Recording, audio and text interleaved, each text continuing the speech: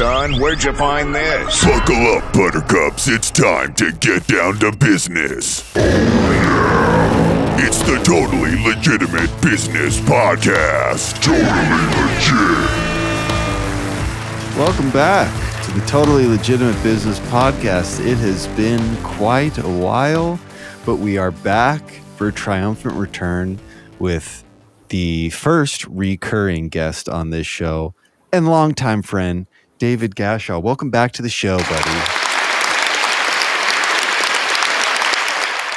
Hey, thanks, James. Yeah, that was actually one of the questions I had is if I was the first returning member. And you are. So you are.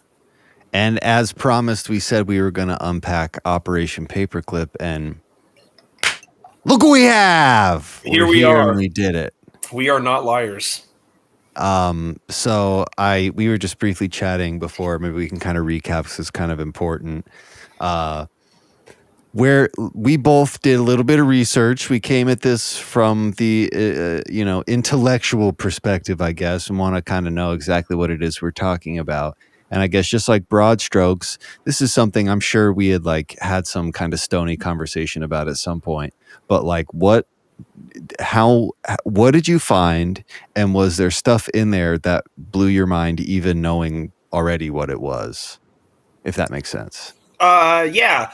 Not, I don't know. As far as stuff that blew my mind, I guess the first thing was getting the numbers, the amount of scientists that they brought over. Obviously, I knew that they brought some, but I was unaware that it, went up into the range 1,600 scientist range. Yeah.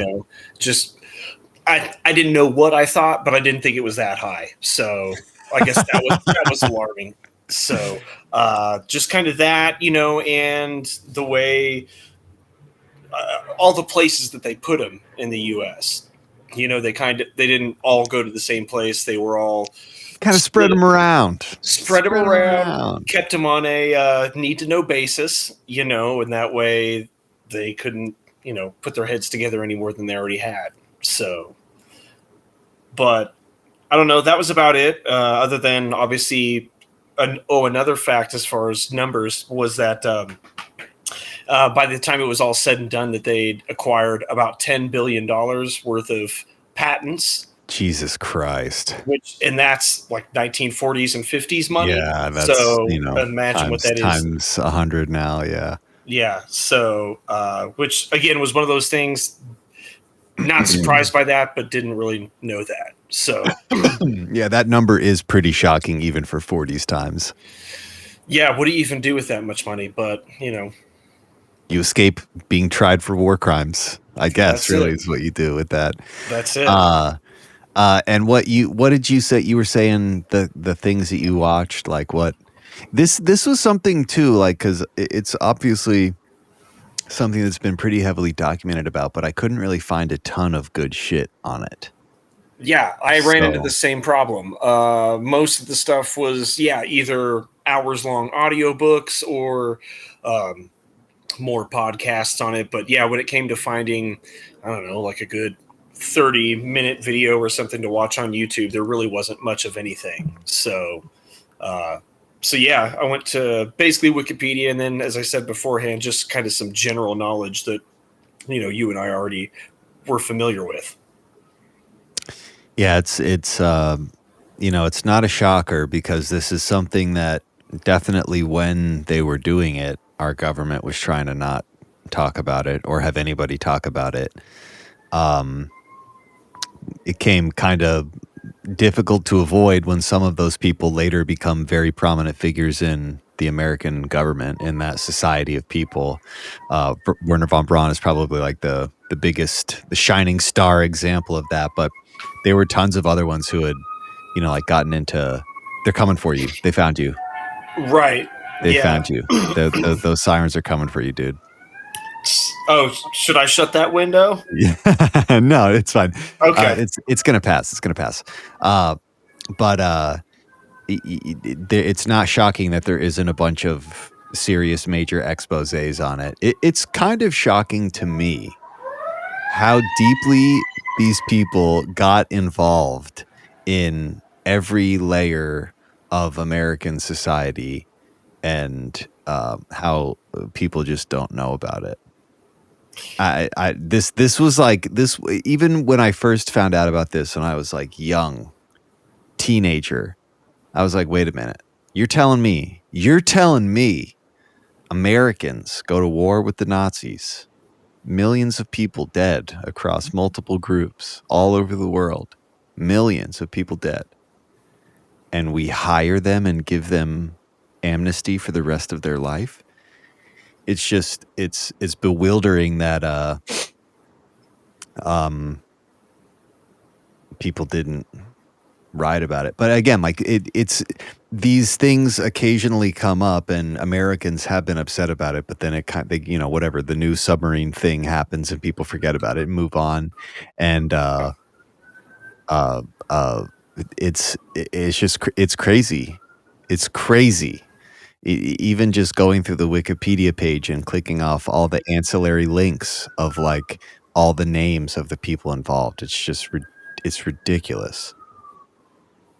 Yeah, it's a wormhole for it's a wormhole for sure. And I guess another thing, speaking of things that surprised me about it, is the fact that none of them, quite literally none of them, ever faced any charges or crimes or any punishment whatsoever. I mean, there was a couple people, very, like I said, I think probably two, that actually went back to Germany, and, you know, the heat was coming in strong, and so they kind of just, you know, gave up and just went back over there. But yeah, for the most part, they all just lived normal lives and didn't have to worry about that, you know, the knock on the door, as they say, that they put some people in so much fear of when you think about it. Well, I mean, there were a few people that got caught. There were a couple people in the United States, like Nazis, who had escaped through one of the various rat lines through the Vatican or Salvation Army or whatever, and had made it to America. They weren't brought over as Project or Operation Paperclip subjects, but they had just like gotten into America and were just trying to pretend that they weren't who they were. There was also a bunch of them that made it to Argentina. Adolf Eichmann is probably the most renowned because he was famously removed from Argentina. He was working at a Mercedes-Benz plant, the irony there. But the Mossad, the Israeli Mossad, came over and snatched his ass. But there were a ton that got into South America. That's a whole, like, we could do a whole other episode, and maybe we do on that whole thread, because a lot of the countries in South America at that time were fascist. So they were sympathetic toward the Nazis, and the Nazis had established relationships with them. And a lot of the rather important folks who aren't accounted for made it to Argentina and lived very happy lives in Bavarian villages deep in a jungle in Argentina somewhere. You know? Well, yeah, that's one of the points is, you know, when you think of all the corners in the world that someone like that could go hide, South America is probably one of the best places, because middle of the jungle. Exactly. Middle of the jungle. And not a lot of people are willing to go down there to look for them, even if they wanted to. Yeah. But another one on top of that is, and I'm sure you've heard this as well, I haven't done a whole lot of research into it, but how, you know, there's that school of thought that a bunch of them went to the North Pole as well. Oh, yeah. And that they're still up there. What I think this was something that they never talked about in my history class, and I didn't learn until I just learned more history about the war. But the Nazis were all the way up in Sweden, Denmark. Like they were like firmly entrenched up there. And there's like even a thread to suggest that they had a water facility that could create heavy water, which is used for the creation of atomic material. This is, of course, before Americans dropped the bombs on Japan. But they were, if you look at a map, like you think, oh, they just controlled Europe. But if you like zoom out and look at all the other areas that they really had some serious fucking influence in, they could have easily made it to Greenland. I'm sure, dude, every couple years they find a new Nazi bunker that was unaccounted for. Like, I'm sure some of those assholes made it out to some hole they squirreled away somewhere. Absolutely. They were prolific with that shit. They would set foot on a place and then immediately there'd be a massive concrete facility there. Yeah, well, no one needed it more than them. Yeah, they had to get really good at it. Yeah, Go ahead. What I was going to say is, much like you, is one of those things that I never learned about in school until is one of those things you don't learn in school. You learn about talking to people like you in college and stuff like that. You know, at parties, you learn about the stuff that isn't even being touched on. And that only a degenerate at a party will be able to tell you. Yeah, exactly.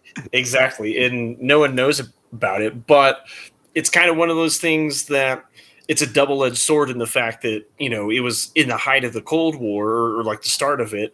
And, one thing you keep hearing about is if we didn't take them, the Russians were going to. Yeah. So it was kind of, And to be fair, they did. I guess here's where here's where it didn't make sense to me. I get that after the war, you want to snatch up the smartest motherfuckers. I get that. And especially when you were already considering the fact that Russia was going to be the new enemy, that you wouldn't want them to have many. But there were a few of those deals were made before the war was officially over. Yeah. And there had been a bunch of things said by the Americans about complete surrender only.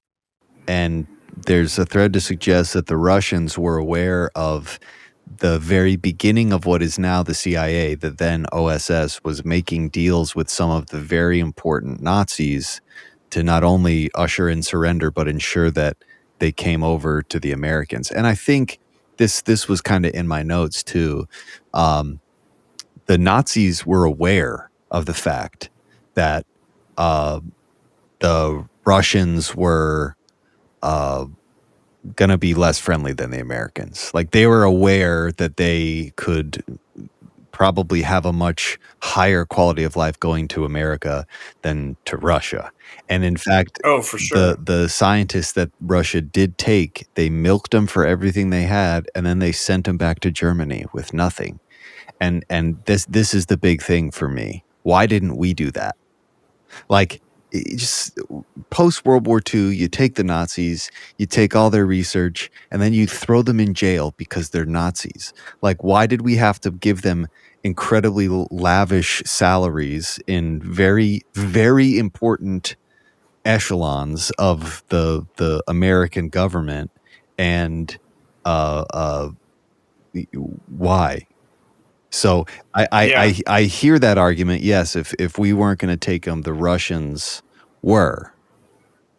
But I guess maybe we give them a high quality of life so they don't defect to Russia. I don't know. For me, it just seems weird. Like, you not only were they the enemy, but you folded them into the government, and then you let them start to subtly influence the future of American politics as if the Nazis never stopped being Nazis. It's fucked. It's fucked. Yeah, it is. Yeah, I agree with you in the fact you're right. Why not even seemingly a slap on the hand, as they say. And just kind of crazy. Like, well, they had very nice lives. They had way better lives than you or I. Okay? They got treated. Yeah. They got treated pretty fucking nice for considering all the shit that they did. Yeah. So and go ahead. Well, I was gonna say, let's get into the meat. We've talked about the highlights of the bullet points, but let's unpack. I know you took some notes. So what fun facts jumped out to you? Well, just some of the stuff. Well, obviously the main thing that, the man of the hour, the belle of the ball, as they say, Werner von Braun was, the most sought after prize for, the V2 rocket and his, abilities with that. But they had this big list that they made this list called the Ozenberg list, of just, kind of like a sports team, I guess you would say, just a list of recruits like, hey, if we happen to come across this guy, let's bring him on our side, or I don't want that guy, leave him alone. He can stay over in Germany. He can go to the Cavs. But that they actually had a straight up list of people that they wanted and people that they were going to go after, and people who within the government that was their job, go find the Nazis and bring them back. And they even started arriving in the summer of 1945. And they went everywhere from Boston to Texas to New Mexico, Missouri, Alabama, and also Wright Field in Ohio. Damn, yeah. So in the belly of the beast. Yeah, which is, has tons of stuff there. This would have been, before the whole, Roswell crash and everything. This would have been a couple years before that. A couple years before all Coincidence? So, some might say so. But I was kind of not surprised, but, to see that they'd sent them to Wright Air Force Base or Wright Field in Ohio. And the United States Air Force got quite a bit of them from, the first 7 years up until 52. They got the majority of them, obviously, because that's where we were focusing a lot of our energy into what could Werner von Braun do with this rocket. And then also too, his system is what ultimately put us on the moon. So, but another funny thing too, again, not only were they not scolded, I guess you would say, or gotten any trouble for their involvement with the Nazis, a lot of them actually earned awards. Big time rewards. Big time awards, distinguished service medals in NASA, and things of that nature. So, I have a note here that in 1969, 4 of the Nazi scientists earned this award. There was, I can't remember, I think it was in New Mexico. There's like a museum there for aerospace. And one of the guys on the wall was straight up Nazi motherfucker. And at some point in the 80s, some lady comes into this museum and it's like this whole shrine wall to this fucking Nazi guy.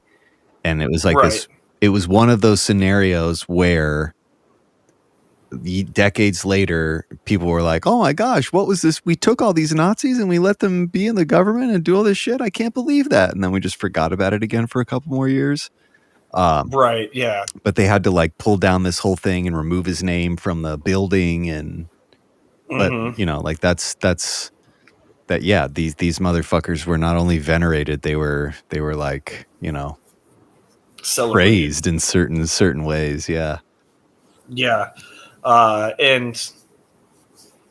it's hard to say because obviously neither of us were, alive at this time, but it kind of makes you wonder back when, because obviously in the 40s and everything, we didn't have internet and we didn't get our information as fast, but when people did start, getting the information, some of this stuff did start coming out slowly but surely, kind of makes you wonder if it was one of those things that people picked up on, but they just never mentioned, or...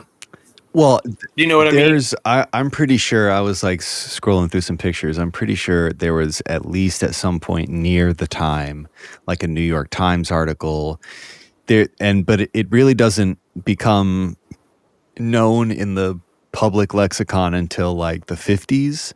That's when people start to become really aware of it. And that's why it gets ended, because people are like, wait a minute. You're telling me that for the past 7 years, we've been taking Nazis that should be rotting in a prison cell somewhere and giving them a very comfortable life here in the United States. I think it maybe Eisenhower was the president who canceled it, but that's why he canceled it. Because it was like the first big moment where people are like, fuck. But it took 7 years, dude. And you're right. We didn't have phones. We didn't have internet. Your outlet for news was maybe one of 4 radio stations, one of 5 or 6 newspapers that you had access to in your town. And most of this shit, this was at the point where classification worked. So like this shit was classified. I'm sure people didn't even start to become aware enough about it to even like write an expose on it until years after it had already been going on for a while. So it is just a thing people forget. I mean, I've got some pictures pulled up here. There was like a period of time when they were, doing the moon landing and stuff, where Disney would host this shit, and Wernher von Braun, as like the head of NASA, would come on and talk about his Apollo rocket and how it's going to take people to the moon. And this is like a still frame from the show. And it's super real shit. And I think one of the things that definitely happened during the whole process of doing this was they're really trying to clean up their backgrounds, right? So another thing that I would hear in the defense of this shit is, well, we only took the good Nazis, right? We only took the Gentile scientists. They didn't hurt anybody. They did. Like all of the places that these guys worked, whatever the focus was, biochemical, the rocket program, engineering, construction, any of the guys who were doing the major projects, they were using slave Jewish labor. That's how shit was happening. When they needed to do tests for biological research, they were using slave labor. They were just doing it on humans. When they wanted, there's one guy, I can't remember his name, I think it might be in the notes somewhere. He was like the god of arrow medicine, right? And he was seen as very important because a lot of the research that he did using slave labor was atmospheric tests, suit pressure tests on human subjects to see the effects. And that he was a top priority guy. They got him, and that he had like high rank in the advancement of aeromedicine and aerospace research, like biological aerospace research. But like oversaw all sorts of incredibly sinister shit. There was this ball. It was like a massive steel orb. I think they called it the 8 ball. And it was where they would like do biological and chemical tests. And it just had little windows, and they'd bring people in and hit them with chemicals just to see what happened. And those weren't volunteers. Okay. Sure. Right. Yeah. It was slave labor from the concentration camps. Wernher von Braun, he was involved in it. Like, and there was also this thing, these guys, like the real hardcore Nazi officers, they were like trained from kids, and is a part of like a dueling rite of passage that they would do as young adults, and they would fight each other, and they like the loser would deliberately like get a massive cut on their face, and then they would put like dirt and shit in it to make sure that it's scarred, and they were left with these gnarly scars. And a lot of the top Nazi brass, they all have these crazy scars, and that's what it's from.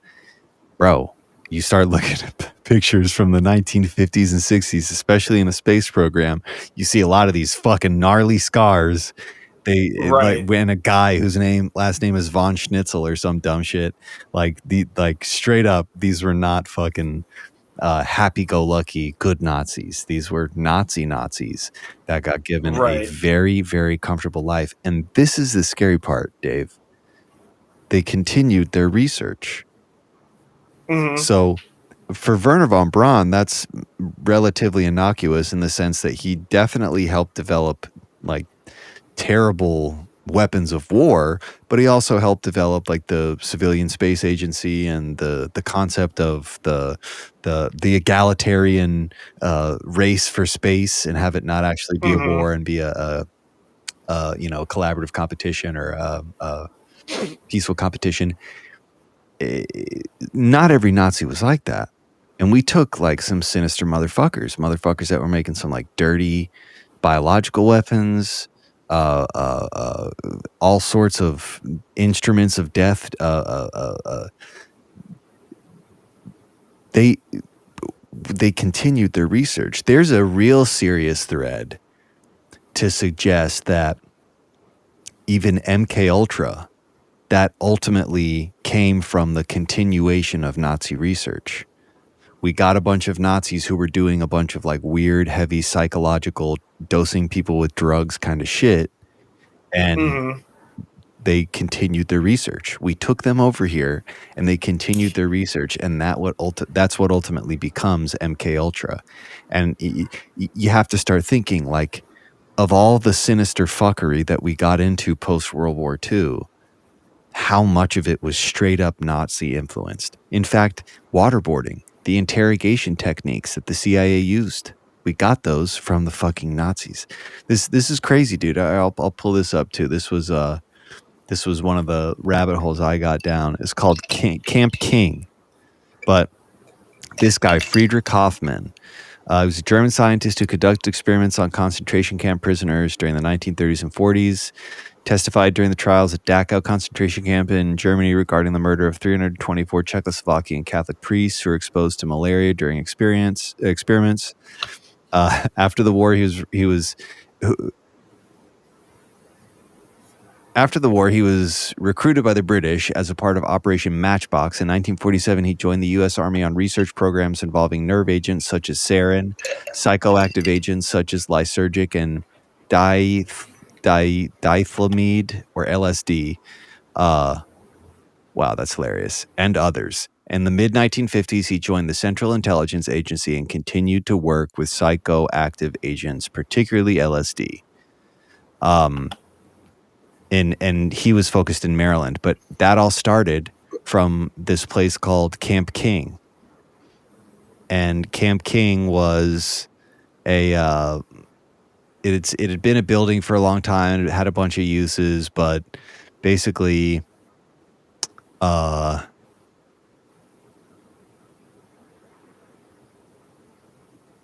guess here's where it says it, yeah. Yeah, after the war ends, the Americans stumble on the post. Because the facilities were already designed for interrogations and intelligence gathering, it was decided to continue using it for intelligence gathering. Under U.S. control, the post was originally unofficially known as Camp Seibert, after General Edwin Seibert, the senior intelligence officer for the U.S. zone. However, it should not be confused with the domestic U.S. post of Camp Seibert in Alabama. Where's the good shit?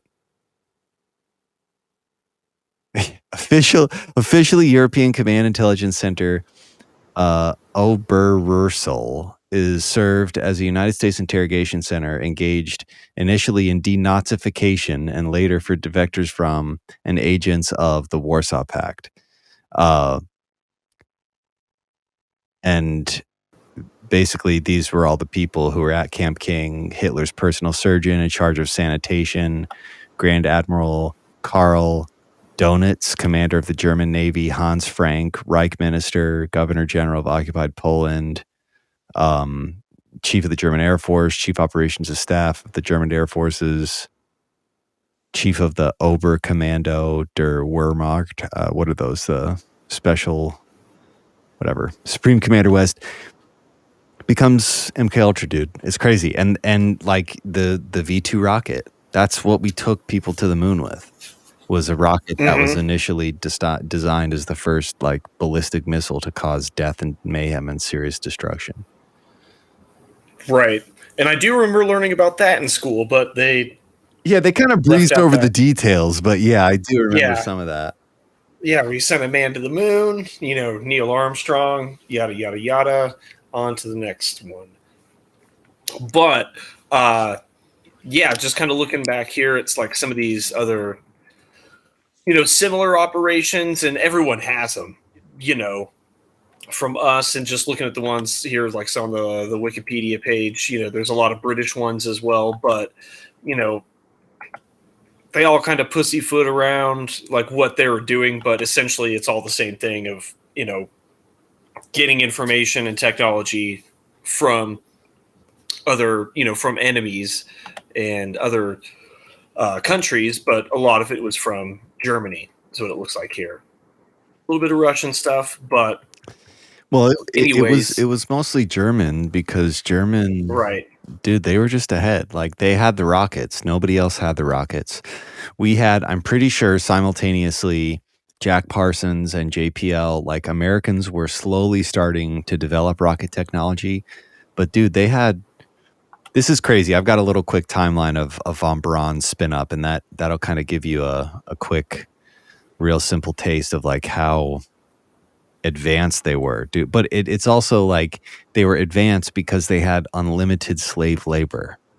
They were literally working people to death. If they needed to try something on a human, they used a human. Like that's how they were able. Normally, this shit would take a lot longer because we would do it safely and reasonably in a way that didn't violate human rights. But they didn't have that limitation, so they were able to use that to their advantage in that respect. But so basically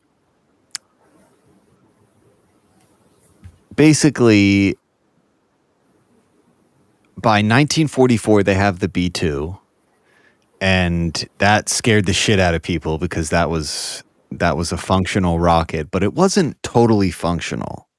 Like it caused destruction, but it wasn't like we think rockets are today where they can land with needlepoint accuracy. This thing would just shoot up and like fall somewhere and blow shit up. I think on like one of the inaugural launches or one of the celebratory launches after they, really confirmed that it worked, a bunch of important Nazis are sitting there celebrating the fact that they just launched this thing. And meanwhile, it lands in a movie theater and kills 200 or 300 civilians. Like that's just, they didn't give a fuck. Right. And for scale, 20,000 prisoners died in the making of the rocket. And that number is strange because it's more than the rocket ever killed in combat. It never got used to its full potential like that. This is near the end of the war, 1944.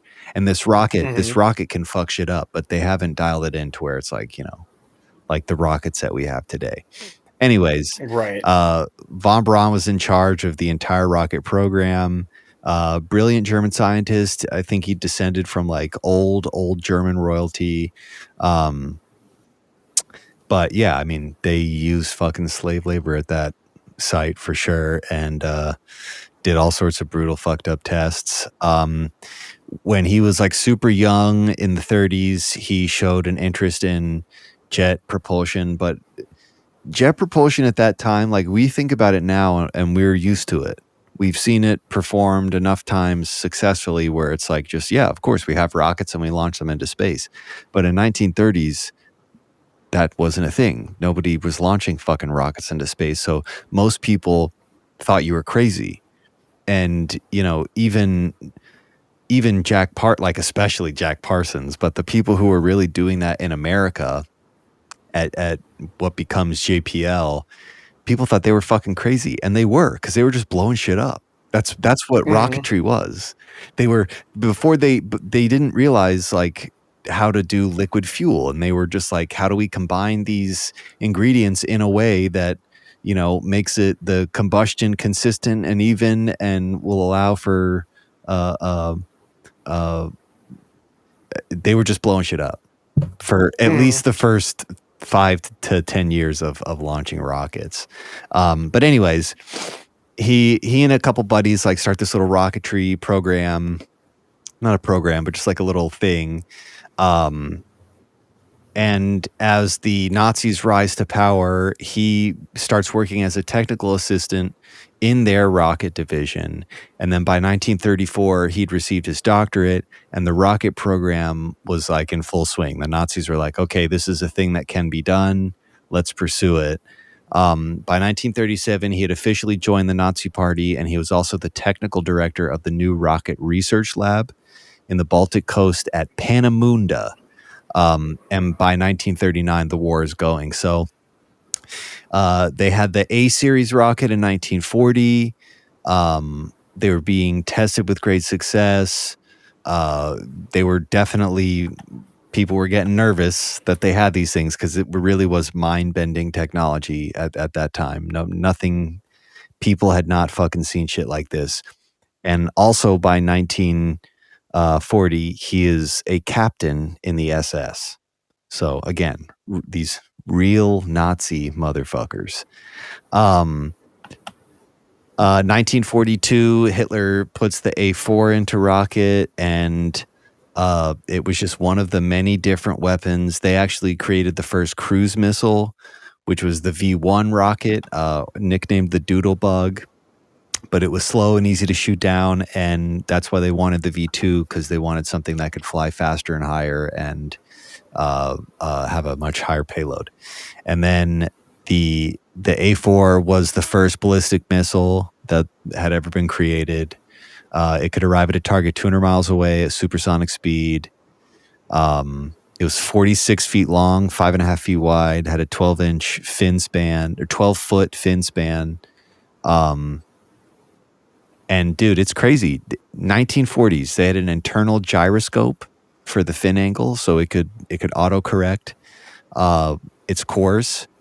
The fuel was liquid oxygen again. Like, this was the first time that had ever been a liquid fuel. This was the first time that had ever been done for rocketry, and it was obviously clearly the way to go. It's still what we use.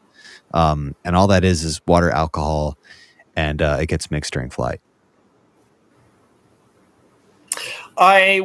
Talking about the whole, you were talking about how they were just like blowing shit up and everything like that, and watching some of the clips, you know, it kind of seemed like it was fun in that aspect, because you just, you know, they're out there and just blowing shit up, and just, it's kind of almost like, you know, since being that no one really knew what to expect, what could be done with it, you know, what kind of progress they should be making or shouldn't be making or whatever. It did just kind of seem like they were out there just fucking shit up, and just like, oh, well, I guess we'll just try this one. You know what I mean? And every time you watch one of those things, you know, get like 10 feet off the ground and then just explode and, you know, take out a bunch of collateral damage, you're just kind of like, man, how much money did they just lose right there? And how long did it take? How long did it take to rebuild that launch pad? You know what I mean? See, what's so funny is, like, nobody wanted to put money into it.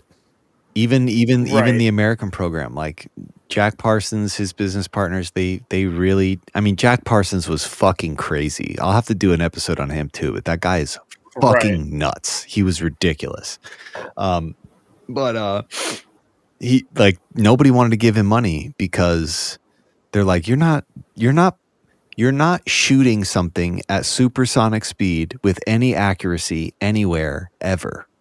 Like, they just wouldn't want to believe it. And for you and I, watching something go 5 feet off the ground and exploding, that's hilarious. But for them, that was like, that's a major achievement. You know, we got this thing to go from nowhere up, and you know, from that. But that's how in its infancy it was. Like, nobody had done this shit. So it was fertile ground in Nazi territory, because at that time they were getting very aggressive about military technology and development, because that's how they figured they were going to win the wars, by out engineering everybody. And in a lot of respects they did. I mean, I didn't know this until I was really digging deep for this time. The B-2 bomber, our stealth bomber, we got that from the goddamn Nazis. The fixed wing, triangular shape, they had a ship that we confiscated that ultimately becomes, nobody had jet planes. We had propeller, we had the Mustangs, propeller planes. The Nazis they were developing jet plane technology. And that, like, all of the shit that gets crazy with our aerospace developments post World War II, an overwhelming influence of the Nazis cannot be ignored in just about every area, because they were the only people that had the technology, and they had a head start on the research. And we wanted that, and we said, we'll make you fat and happy. Just tell us what you know. Right.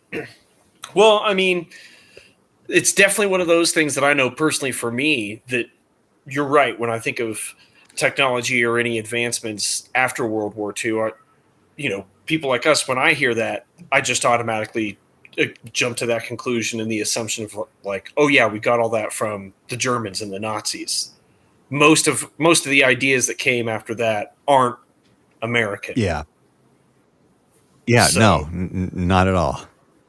We were not the smartest at the time. No. So we were copying homework, as they say. Oh yeah. I mean, quite literally, then, trying to pass it off on our own as our own.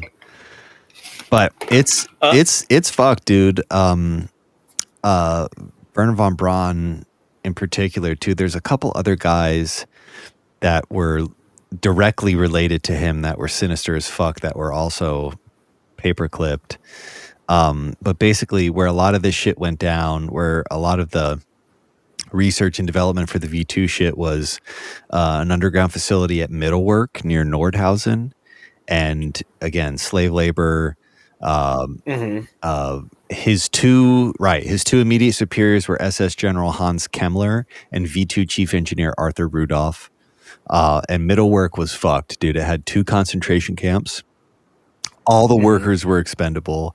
And then Hans Kammler oversaw the construction of several death camps, including Auschwitz, and had no problem with prisoners being worked to death. That was von Braun's direct guy, like his guy in charge. Right. And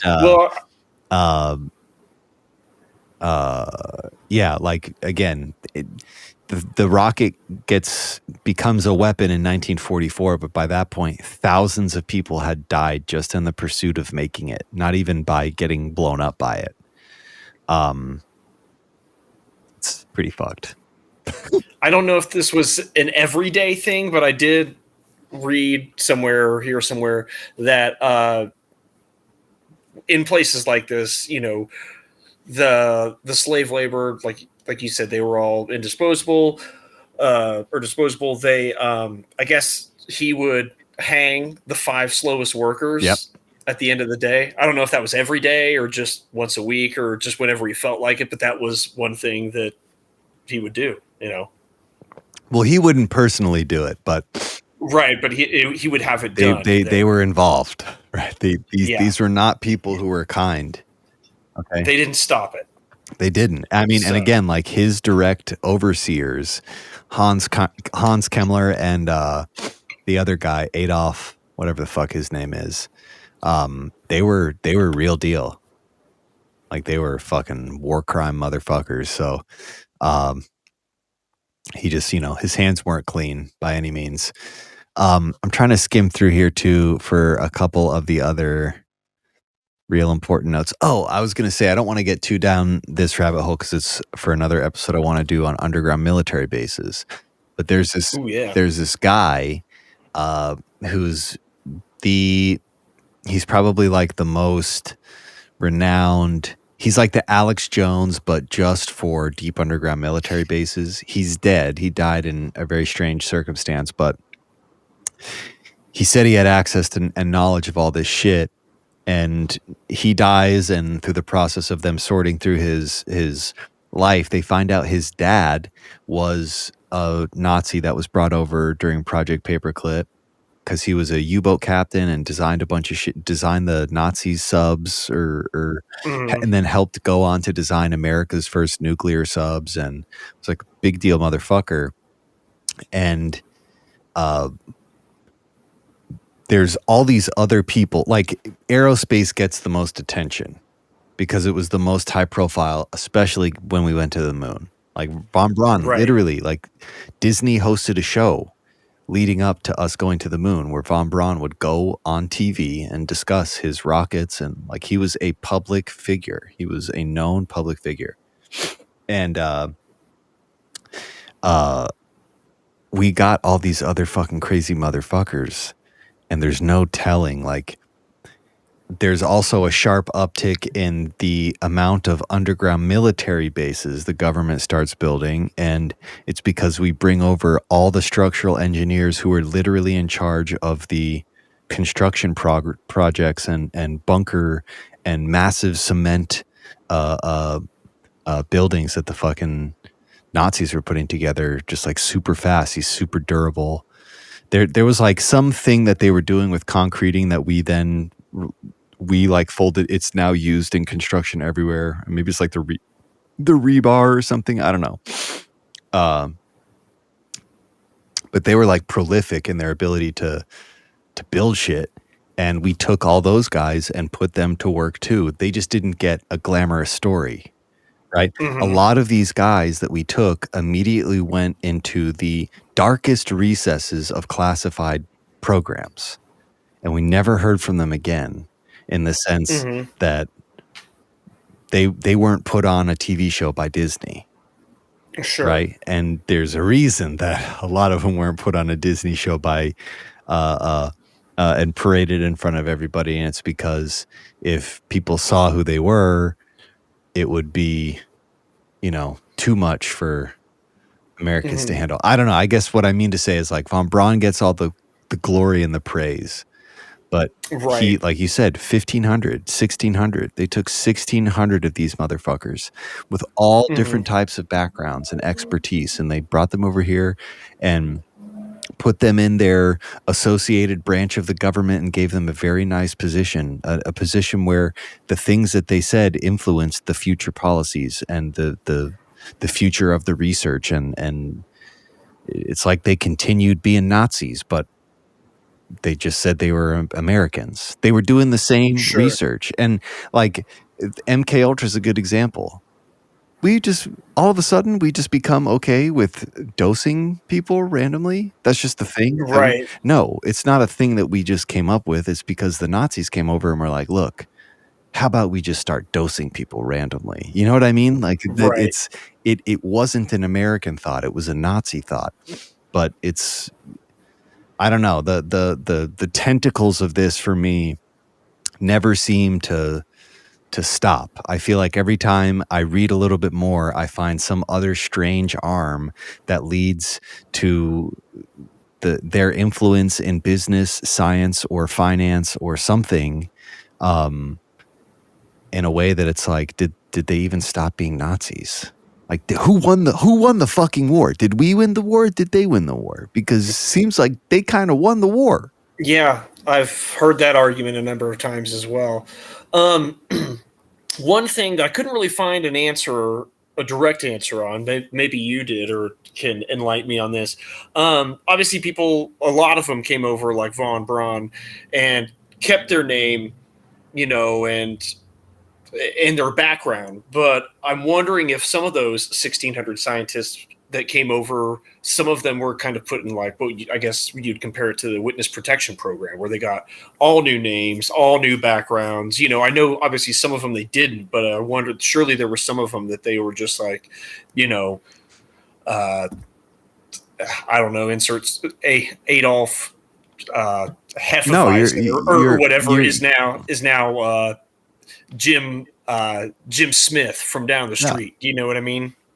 Yeah, they absolutely did that. Some of them, some of the ones that were too prominent obviously kept their names. But again, like a lot of the other types of scientists that we took, they got buried so deep in some classified program, they were never going to be on TV. And changing their name to John Doe, no one's going to know because no one's ever going to see him. Yeah.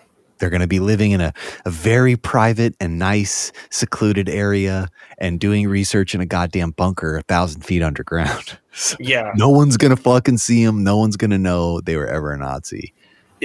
They probably put them in one of those neighborhoods, too, where they all, it's like a cookie cutter. No, they did. And they all live in it. Yeah. There's a super short film on Netflix that's a guy, a Jewish United States Army vet who his station was the camp where all these guys were coming as we were collecting them. And he said even in the prison camp, they ran the show. Sure. And he felt it was like the ultimate disrespect that he was not only sent to fight these motherfuckers and then in charge of guarding them and giving them a very cush life in like the most lenient white collar prison of all time. Yeah, I have a couple things here that kind of dovetail there. Like by mid-June 1945, we had 1,000 Nazi scientists. Like, think about that. War's barely over, and we're amassing our own little Nazi army. We got a bunch of guys from weapons programs and science and other sorts of technology. We brought them over here. They completely bypassed prosecution. They continue their work in private. Some of their pasts were erased, but all of them got the whole, like, they were the good Nazi treatment. Like, anytime it ever got brought up, it was like, no, he was a good one. He wasn't doing any of that shit. He just went through the motions. Yeah, right. He was just following orders. Right. And then by July 1945, the U.S. Joint Chiefs of Staff officially authorized Operation Paperclip, and they bring the best Nazi minds back to America. And von Braun comes over in that round, and he actually settled first in Texas, but then just jumps around from all of the big NASA sites, Alabama, Florida. We got guys who did the poison gases, aviation, medicine, and mining, construction, engineering.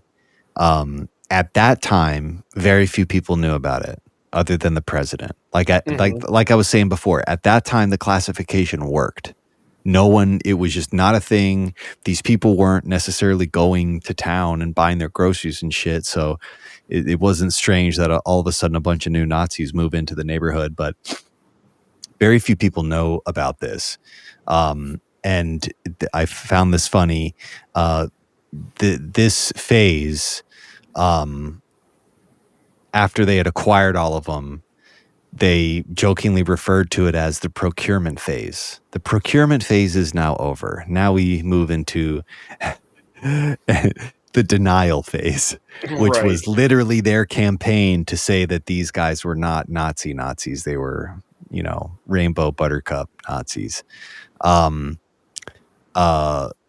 Ultimately, word starts to leak out, and the entire program is in jeopardy because of the scrutiny of collaborating with Nazis. So they literally launch a PR campaign to absolve themselves of any guilt, and the American government is really trying to rebrand these scientists as pro-American and unwilling captives of the Nazis. That's the phrase that they used. Yeah. So by 55, von Braun and 115 others have been granted American citizenship and had moved, and were working there. We're working at Redstone Arsenal in Alabama, which was a rocket test facility. Still is, I'm pretty sure. There they unveiled two projects, the Nike Ajax, which was an anti-aircraft rocket. It was another one of the first of its kind, and the nuclear Redstone missile. By 1957, the new war begins, which is the war for space. And, the Cold War is really starting to heat up around this time, too. And the space race, Kennedy kind of did the space race to to be like, all right, cool. Like, we didn't like each other. Like, I know you're pissed at us, but hey, look, let's have a peaceful race for space, which of course the Russians win when they get Sputnik in the air. Again, probably also with help from some of the Nazis that they got. Sure. But they legitimately did. And a lot of people say this too, like, we could have figured it out. If we didn't take the Nazis, we would have figured it out. It just would have taken us a little bit longer. But the real threat was letting the Russians get that far ahead of us. Anyways, 57, the war begins, space race, and the Russians launch Sputnik into orbit. In 58, Eisenhower announces the creation of NASA, and this is when America starts to get really serious about, competing in the space race and taking a man to the moon. By 1960, von Braun's in charge of the Marshall Space Center. By 61, the Saturn rocket and Mercury spacecraft were ready for crew. But they were yet again beat by the Russians, who sent Yuri Gagarin into space as the first man to orbit Earth. I guess after this point is when Kennedy famously challenges Russia to the space race. The summer of 61, the Apollo program is created, and by the end of the decade, we had landed humans on the moon.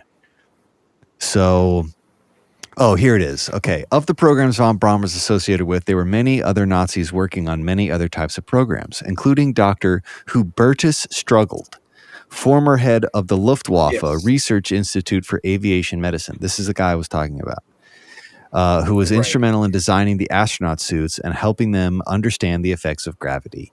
He, like von Braun, had overseen the cruel use of slave labor as test subjects for a variety of experiments, most of which included subjecting humans from Dachau prison camp to space-like conditions to monitor its effect, and their death from 1942 until the end of the war. Victims were drowned, exposed to freezing temperatures, and subjected to air pressure tests. Though it pioneered space medicine, the costs and implications cannot be ignored. However, upon his death, they named the library after him, and he was even awarded a few state-level awards in New Mexico for contributions to space technology until someone recognized him and his picture on the wall, and they had it removed. But he never faced criminal charges. That was the story. You know, it's just fucking crazy that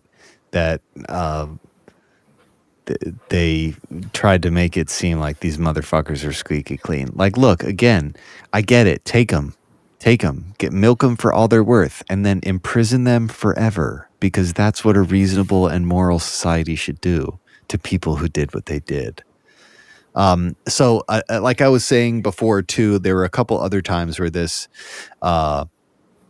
gets brought up. There's a documentary that goes into one of them about I think one of the concentration camp guards that they extract from America and put on trial in Israel in the 70s.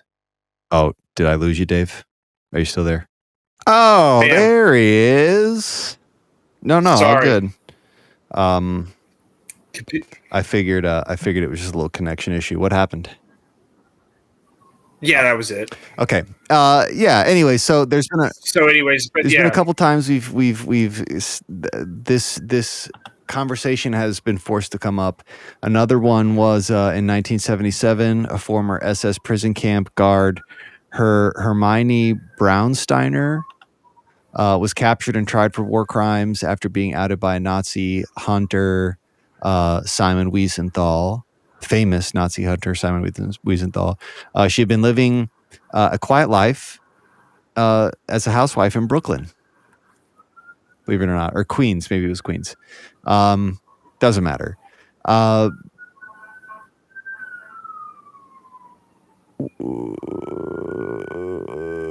Oh, here's another one. Kurt Bloom. His cover was cancer research, but was more likely than not working on bioweapons for the United States, expanding on his work during World War II for the Nazis. He too used concentration camp prisoners as test subjects, even linking some of his work to Unit 731. I don't know if you've ever heard of Unit 731, but that's like the equivalent of the concentration camps, but it was a prisoner of war camp in Japan. And they did like some really sinister fucking shit. Like they did all sorts of what happens when you detonate a grenade 5 feet away from someone's face. What happens when you detonate a grenade 3 feet away from someone's face? But like, and then replace it for every type of vile or violent or terrible thing you could experience. And that was Unit 731. They were fucking sinister. But again, this shit wasn't limited to rocket science. Every aspect of military research, from propaganda to submarines to radar, U.S. gobbled up any Nazi they could and gave them a safe and happy life in America with a nice, fat, fucking paycheck. And it's just nuts, man. It's fucking nuts. One thing that I'd heard of and had to double check and cross-reference, make sure I wasn't talking out my ass, is that in Huntsville, Alabama, there is the Von Braun Center. It is a 9,000 seat capacity arena. So not only was he treated well, he has an arena. Yeah, dude, like these, who won the war? These motherfuckers have their names on buildings. Like, well, and it makes you wonder, like, how many people walk in and out of that thing for, you know, whatever they're going in there for and question that name. Probably most. I would hope so. No. Yeah. I mean, most don't. Most are completely clueless. Oh, yeah. at any given moment. They'd be I like, would yeah, he imagine, was the nice but- guy from that Disney show. Yeah. It's just fucking crazy. Like, it's crazy for me. How I know it gets really dark really fast is MK Ultra. Because, like, I've always thought, like, whose fucking idea was this? And it makes total sense. It was some Nazis. Some Nazis came up with this idea, and we just took it to a whole new fucking level. But there's like, so look, we got some pretty cutting edge shit from them in all sorts of different areas when we did this. Like actual tangible technology plans, research, all super vital shit that put us, you know, in many ways, decades ahead of everybody else.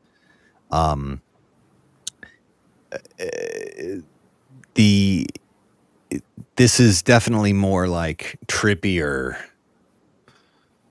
but you talked about Roswell, and there's always been the thread that any of the craft that we see that are like UAPs, unidentified aerial phenomenon, were actually like some super secretive advanced technology that the Nazis had. And the common conspiracy theory is they had this program called the Glock, which was this supposed bell-shaped craft that could perform like a UFO aeronautically. But there's like a sharp uptick, though, in people's awareness or interest in UAPs. And, you know, Roswell's in 47. And it, you know, again, like whether that was from elsewhere on this world or whether it was just a new toy that we didn't know how to use yet, there's a very strange correlation. And von Braun is interesting in a couple different ways, but most because like he would constantly drop hints about how like he had help from something not of this planet to help him, you know, come up with his ideas and design the designs. And you know, the Nazis were also super deep, especially the SS, but they were super deep into like this occult, you know, initiated aspect of what they were doing. It's just interesting. Like his assistant or somebody always said that he would always say this kind of shit where he would basically be like, yeah, we had help from extraterrestrial beings or beings not of this planet. But yeah, that's some like super fringe, high strange possibility, hypothesizing. But it's just funny that there was, you know, a sharp uptick in people's awareness of that, and you know, it wouldn't shock me if any of the stuff that we have, if it isn't from another planet, if it was just some, you know, program that they had that was super advanced that we took over and made more super advanced. And you know, it's just crazy. The MK Ultra shit is just, it's what blows my mind though, because, you know, like that place I was talking about, Camp King, like the shit that they did there, that was how America conducted business moving forward. It's not just a thing that they're like, oh, that's interesting, maybe we'll try that. It was what they did. I mean, that's why it was policy to waterboard during 9/11 and the wars after 9/11. It was policy. It wasn't. This was. It was fucking baked in, and it infiltrated every layer. Like the guy that gets the biggest credit, if you want to call it that, for MK Ultra's Sidney Gottlieb, who was like the main psychologist or whatever, who was driving the research and coming up with these fucking bonkers ideas. But like, dude, he conducted his first round of experience at that place, Camp King. This is why I think it's an important thing, because if you just start reading the history, you'll realize that this event, acquiring all these people and folding them into our government, had serious implications that went well beyond just the research that they were doing.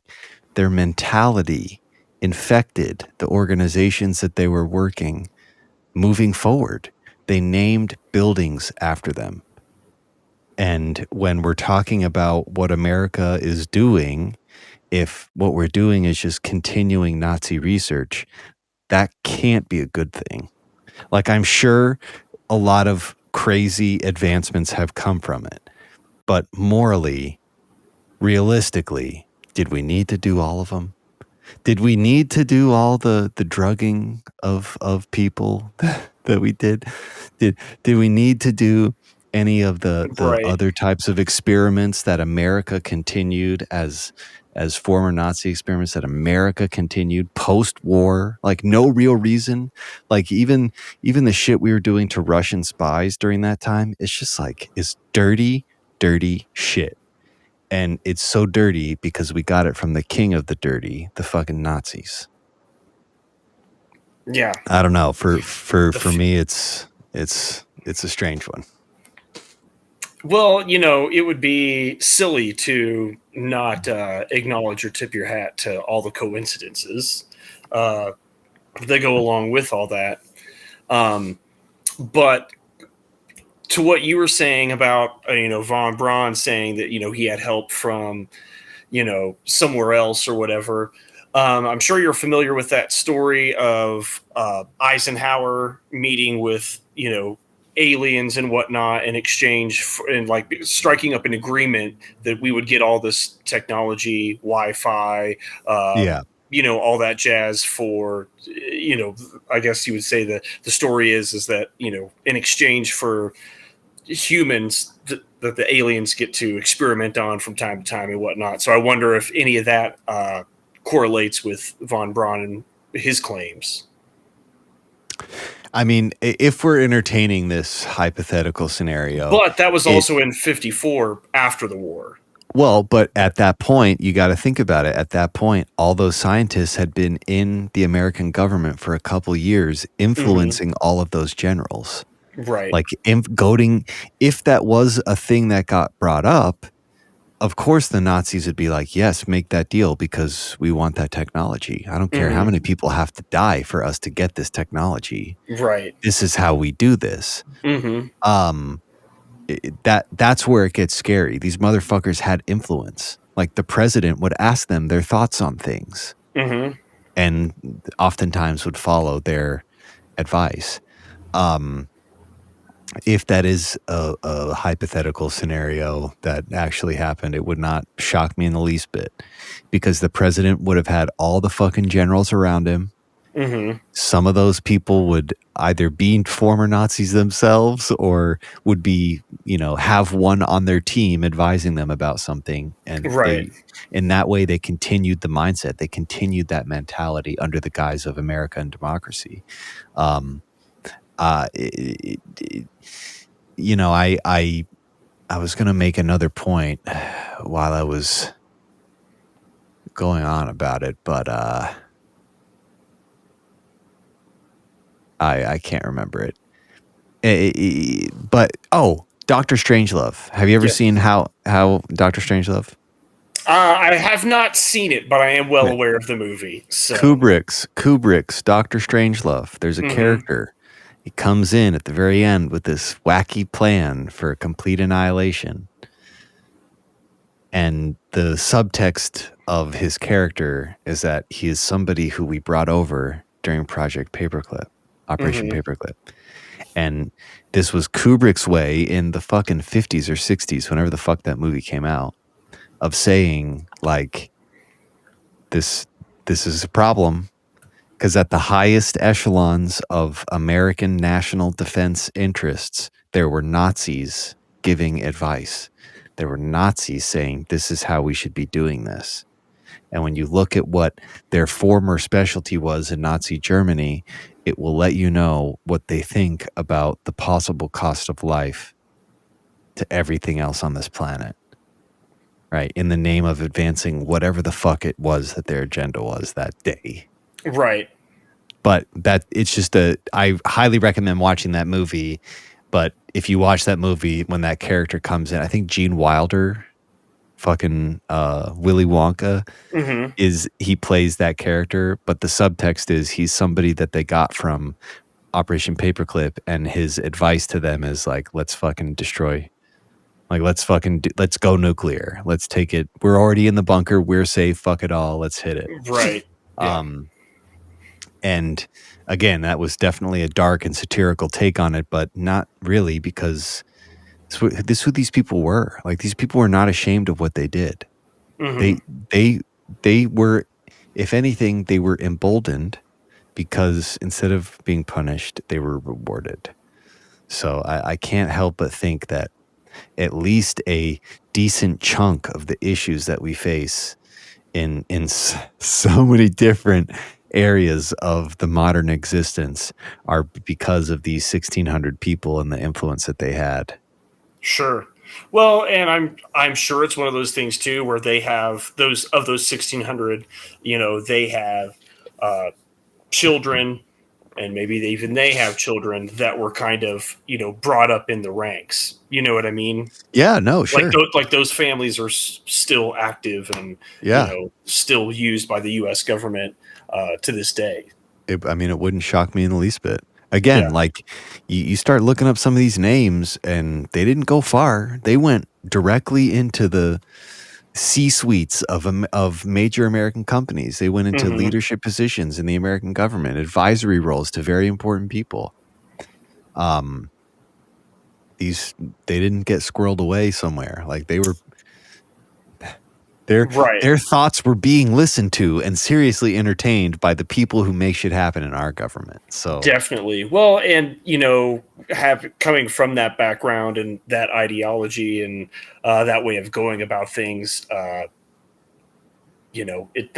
switch doesn't just flip off overnight. Yeah, dude. So no, and again, like there was never a period where they had to pay penance. They went straight from living a high life during the war to living an even higher life post-war. Where was the incentive for them to stop thinking like a Nazi? Yeah, they got away with it. Where was the incentive for them to be like, oh, I need to change the way I think about this world? Right.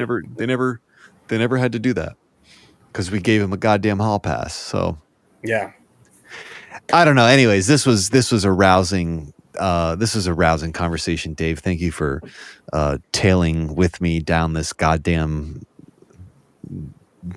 terrible rabbit hole that we found ourselves in. Of course, I love it because like you'd said before with Clint, he does. You just yell at him and he listens to it. He's easily bored. It's very similar. Here with my friends is, I don't have a lot of the people that would have the conversations that you and I have had before, or you know what I mean?